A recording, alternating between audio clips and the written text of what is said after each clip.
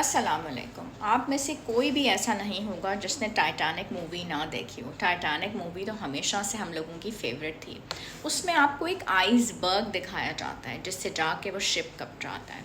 Obesity जो होती है यानी कि मोटापा, वो सिर्फ एक आइसबर्ग है, यानी कि ऊपर से तो आपका मोटापा दिख रहा है लेकिन अंदर उस इंसान के साथ बहुत कुछ हो रहा है और हो चुका है, और जो डैमेजेस हो चुके हैं वो कई दफ़ा नज़र ही नहीं आ रहे होते।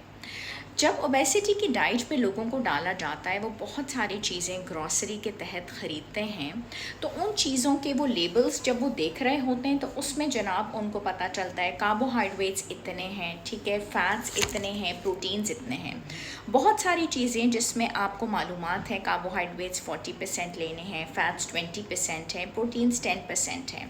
एक चीज़ आपको नज़र आएगी जो कि लिखा होता है 1 टेबल स्पून है 21 ग्राम। क्या पता है आपको क्या होता है? वो एडेड शुगर्स होती हैं।